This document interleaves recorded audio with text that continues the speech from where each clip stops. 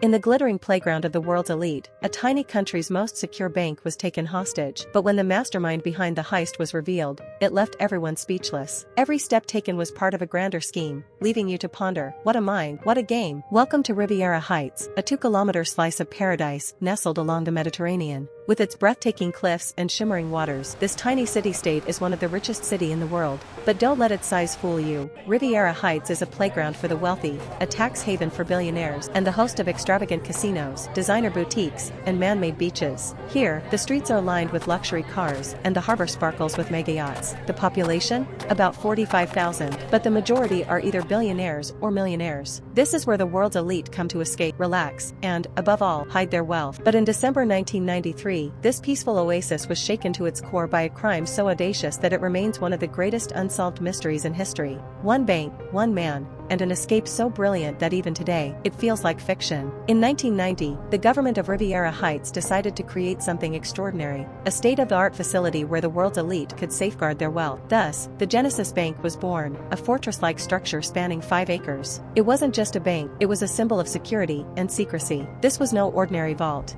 It was equipped with reinforced steel walls, motion sensors, and an underground panic system. Inside, it housed gold bars, rare diamonds, priceless artifacts, and cash deposits totaling hundreds of millions.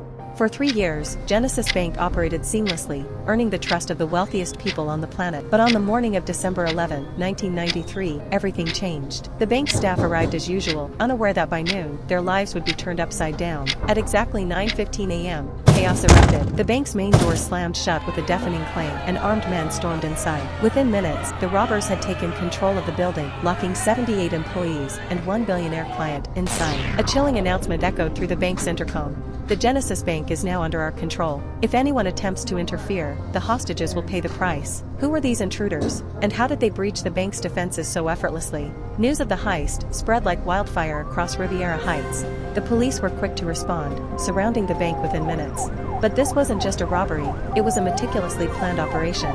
The robbers had thought of everything. The robbers made their first demand. We will only negotiate with a man named Victor Langston. Victor Langston, a retired shipping tycoon, was a household name in Riviera Heights. Known for his sharp mind and calm demeanor, Langston had no ties to law enforcement, but his reputation as a skilled negotiator was legendary. When the police contacted Langston, he was initially reluctant. Why would the robbers specifically request him? What did they know about him? But with 78 lives at stake, Langston agreed. When he arrived at the scene, Langston did something unusual. He brought with him a massive truck. This wasn't just any truck. Inside was a high-tech mobile command center, equipped with communication devices, surveillance screens, and everything he needed to negotiate on his terms. Langston began speaking to the robbers through a walkie-talkie. It all began with a chilling message, a demand wrapped in mystery, a threat hanging in the air. Clear the police from the area. Only then will we reveal our demands. The officers on site exchanged uneasy glances. A bank heist was unfolding before their eyes, but this was no ordinary robbery. The man leading the negotiations, Langston, was known for his sharp mind and unpredictable tactics. He was a trickster, a man who could turn any situation to his advantage. He smirked at the demand. You expect us to just walk away? First, release the bank staff and customers. Then, maybe, we can talk. The robbers refused. Impatient, Langston taunted them. Then why did you even call me? If you don't want to negotiate, talk to someone else. His words hung in the air like a challenge. And then, something strange happened. Fine, came the reply from inside the bank. We'll find another way to get what we want. And just like that, the walkie-talkies crackled to life. The sounds that followed sent a chill down every officer's spine. Screams, shouts, desperate pleas for help, then gunshots, chaos, and then, silence. The police had no choice but to listen. Langston turned to them and sighed, shaking his head. These people are out of their minds. Maybe you should let me handle the negotiations. Your officers don't have the experience for this. With hostages' lives at stake, the police had no choice but to comply. And so, Langston stepped forward as the sole negotiator. The conversation resumed, and the demands were laid out with chilling clarity.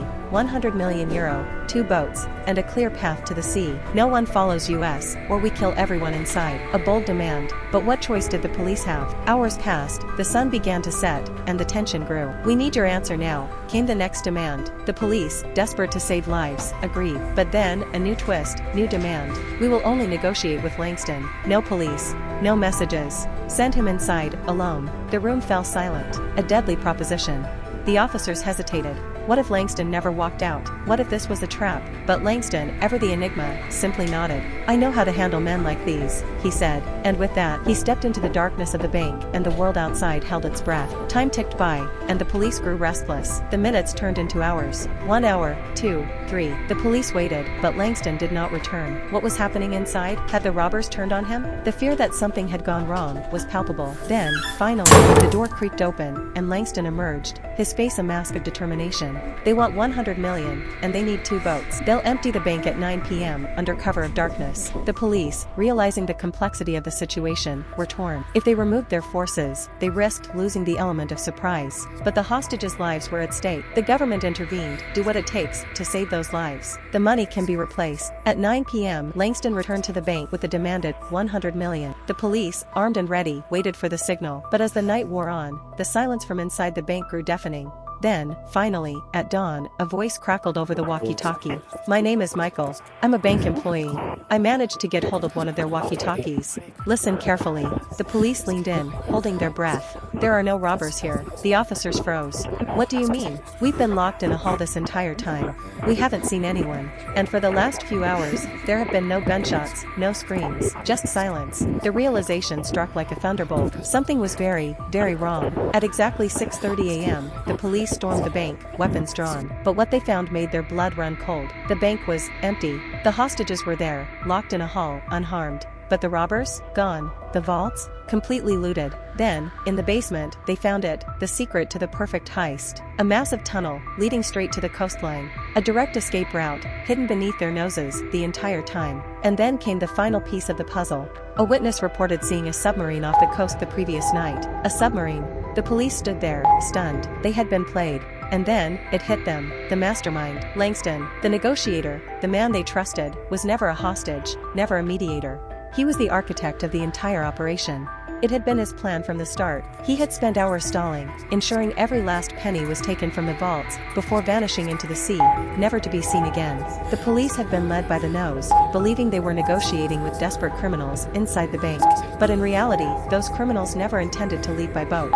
They were already gone, through the tunnel, into the darkness, straight into the depths of the ocean. The police, realizing they had been duped, were left with a web of questions. How could one man orchestrate such a complex heist? What happened to Langston and the money? The story was too dangerous to be revealed. The bank, a safe haven for the world's wealthy, could not afford the scandal. A cover story was created, and the truth remained buried. 32 years have passed since that fateful night. No arrests, no traces, no clues. And Langston? Vanished, like a ghost. Or perhaps, he's still out there, watching, smiling, waiting for his next move. Because the greatest trick the devil ever pulled was convincing the world he didn't exist.